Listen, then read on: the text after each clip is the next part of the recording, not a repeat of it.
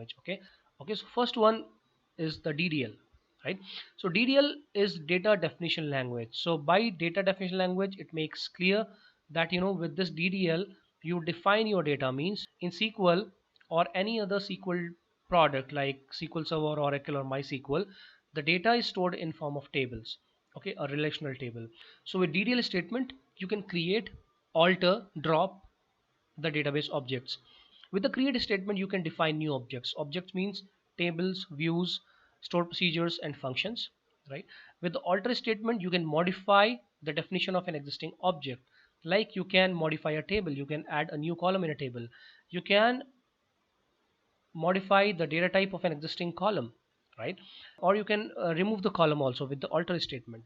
You can update the stored procedure, you can modify the stored procedure by using alter statement. You can also modify the view definition with the alter statement. The third is the drop statement. With the drop statement you can remove existing objects, like you can drop the tables, you can drop the views, you can drop stored procedures and functions. Truncate table. Truncate table is used to remove all rows from a table without locking the individual row definitions. And this truncate table comes under, so this truncate table looks like a DML, but it comes under DDL because it resets some properties of a table. So it is kind of a DDL because it redefines the definition of a table. For example, if you have an identity column in a table, and if you are truncating the table which is having data, so it will remove all the rows, and it will also reset the identity seed to the value that it was defined earlier, right, when the table was created. So truncate table also comes under DDL. Okay, now the second thing is DML, that is data manipulation language. So with the term manipulation, it is clear that these languages are used to modify the data, right?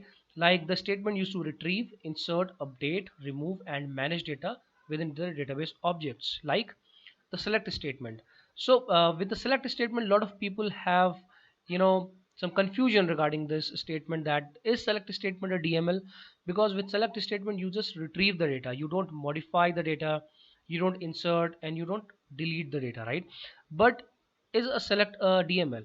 So select is a DML because when you not only retrieve the data, but you can change the nature of the data that you are retrieving it by using various functions that are provided in SQL, by using aggregate functions, okay, by joining the tables and getting the meaningful data in some other way. Okay, so let's say you have a first name and last name, two columns, and you can combine those two columns and get first name last name as a combined name, right? Like my name is Manoj. Manoj is present in one column, that is first name, and Pandey, my caste, is present in the second column, right? But you can combine both columns and can have a one column named that has a value as Manoj Pandey, right? So here with the select statement you manipulated the data, right, that is stored in the, so the data that you are retrieving is different from the data that is stored in the table. Second is the insert statement. Insert statement is used to insert one or more rows in a table.